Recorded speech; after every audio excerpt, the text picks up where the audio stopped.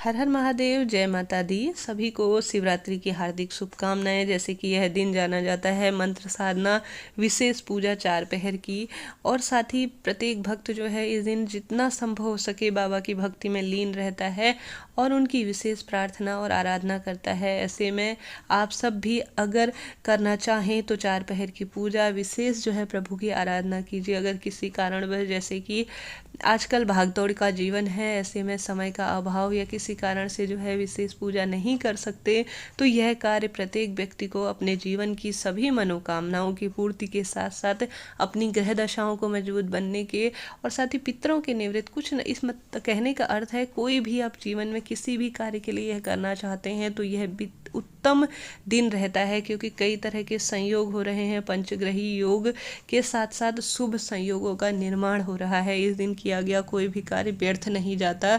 ऐसे में आप भोले बाबा की विशेष पूजा अर्चना करना चाहते हैं तो अति उत्तम है। नहीं कर सके तो कोई दिक्कत नहीं है। सामान्य तरह से सुबह जो है भोले बाबा का पूजन कीजिए। और साथ ही यह चतुर्दशी का दिन बेहद प्रिय होता है भोले बाबा को, और सुबह व्रत का संकल्प लेते हुए पूरे दिन जो है भोले बाबा के मंत्रों का जाप कीजिए, नामों का स्मरण कीजिए, उनके भजन और साथ ही उनकी जो स्तोत्र हैं उनका पाठ इत्यादि जो आपसे बन पड़े वह सरल तरीके से कर सकते हैं।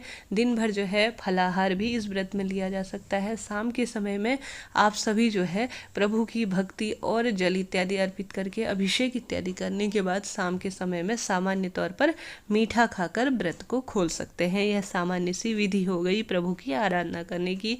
इसके साथ ही आप सभी को जो दीपक मैं बता रही हूँ वह किस तरह से आप सभी को लगाना है। सबसे पहले निश्चित काल में माना जाता है। निश्चित काल होता है अर्धरात्रि, अर्थात 12:06 से 1:16 के आसपास यह निश्चित काल माना जाता है, जो कि विशेष होता है प्रभु की आराधना और भक्ति का। ऐसे में इस समय जो है एक दीपक घी का हो या तेल का हो, तिल्ली का तेल सबसे बेहतर माना जाता है, या गाय के घी का शुद्ध दीपक जो है उन्हें आवश्यक रूप से लगाएं।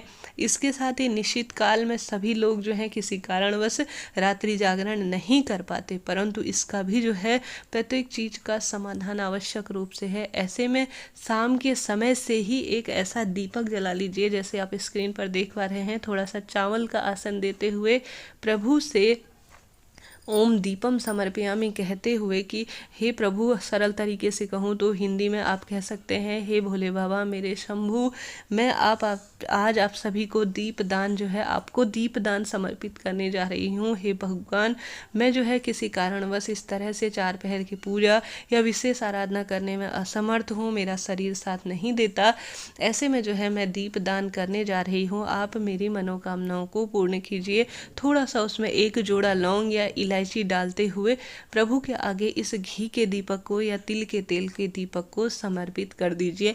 इस बात का ध्यान रखिए कि थोड़ा सा कटु जो जिस पे आप ले रहे हैं कोई भी इस तरह का दीपक हो या इस तरह का कोई भी कटोरा इत्यादि हो, वह जो है पूरी रात्रि जो है अखंड दीप होना चाहिए, जलते रहना चाहिए सुबह तक। यह जो है कई कष्टों का निवारण करता है, साथ ही मनोकामना पूर्ण होना निश्चित है।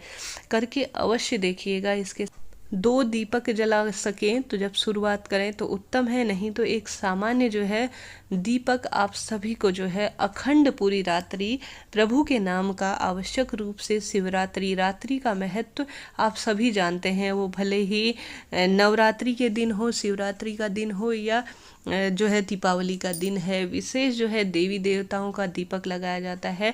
इस दिन आप सभी को यह दीपक जो है प्रभु के नाम का आवश्यक रूप से लगाना चाहिए। मनोकामनाओं की पूर्ति इससे होना निश्चित है। घर में सकारात्मकता का वास होता है, कष्टों का निवारण निश्चित है। करके देखिएगा। सबसे पहले नीचे चावल दीजिएगा, आसन दीजिएगा, उसके ऊपर जो है अखंड दीप इस तरह से आप सभी को प्रभु के नाम का कुछ भी नहीं कर सके तो आवश्यक रूप से जलाना चाहिए। मुझे उम्मीद है आप सभी को यह वीडियो मददगार रहेगा। हर हर महादेव।